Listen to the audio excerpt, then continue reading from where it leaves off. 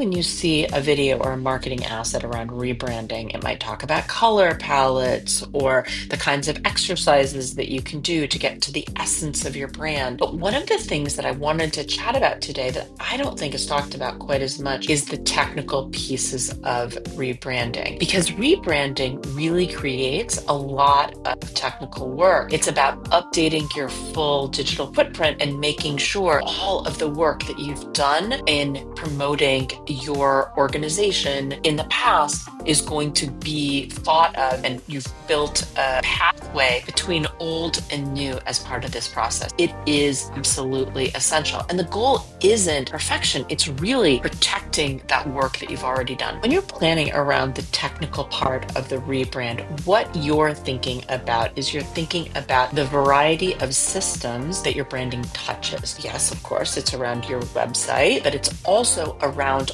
all of those other downstream things, those third-party places. This isn't busy work, it's preservation. A rebrand shouldn't cost you visibility, trust, or momentum. Let's talk about reducing friction later on down the road. How do we do that? We do that by making sure that we have the right files and the right brand asset. When you're working with the designer who is creating and working with you on this rebrand, you're going to want to make sure that they are providing for you your logos and any of your other brand assets in multiple formats, not just in sort of the standard web formats, the .png. You want to make sure that you're getting them in vector formats. Those are the formats that allow you to use that brand as you're blowing it up. Maybe you're making t-shirts, you want those vector formats. You also want them to design and to provide you assets for this logo anytime it's being used in a single color. And by the way, that's two kinds. If it's being used over a dark treatment, so let's say you're going to be on top of a black t-shirt and also on top of a white t-shirt. So you need both the dark version and the light version of the one color. So you just really want to make sure that you and your designer have communicated around your expectation for the logo types that I'm going to be provided for all of these file types. You also want to make sure that you are saving this somewhere safe. Good asset planning is such a benefit to your future self. Next, let's talk about some of those online pieces that aren't really quite discussed as much. So things like metadata, names, descriptions. These are the kinds of things that really might be touched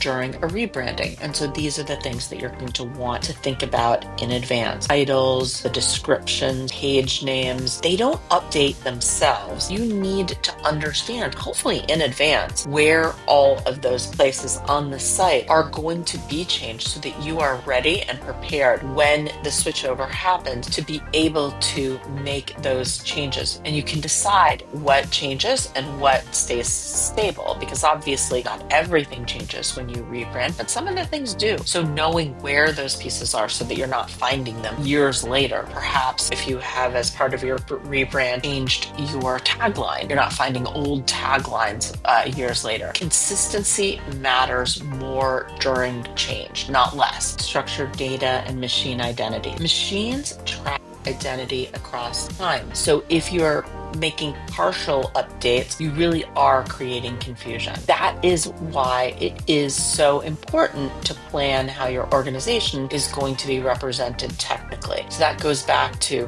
that metadata, those descriptions. You're really reintroducing yourself to machines as well as to people. Then there are those third-party platforms. So think about your LinkedIn company profile, Google business profile, any sort of directory. Sometimes they grow intentionally because you've put yourself out there, but a lot of times somebody else will have put you on there and you might not even realize. You will want somebody, maybe a virtual assistant of some sort, or you can assign responsibility for going out there and making those changes. If you're not going out there and very actively looking for those representations of that old brand, that's what people are going to see as they're on these outposts. The final piece, this is the one that I feel like we as a digital marketing agency really do tend not to have as much visibility into, but I know causes a lot of headaches for our clients. Internal system and those sort of human created pieces. So think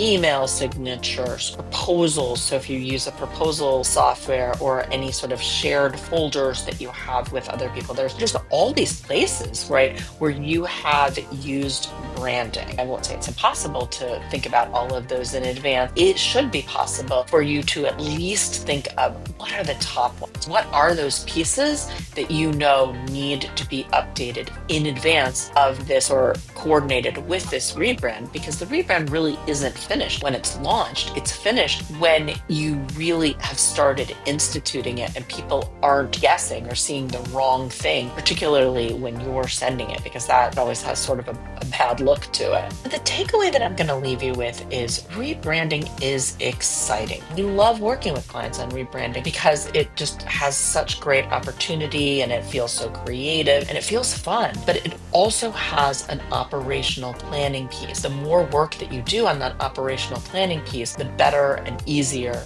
the launch of that brand is going to be. So planning for that work, it protects your investment in the new logo development, the new brand asset development, but also all the work that you did previously to really bring attention to your organization. The goal is continuity. It is not disruption. Thank you so much for joining me on this video. If it's something that you thought was helpful, I really hope that you will comment, that you will like. I really hope you'd subscribe to the channel because we put out new content all the time. And if you are thinking about rebranding, if you're thinking about making changes to your website, our website is springinsight.com. So go there, sign up for an audit. We would love to chat with you.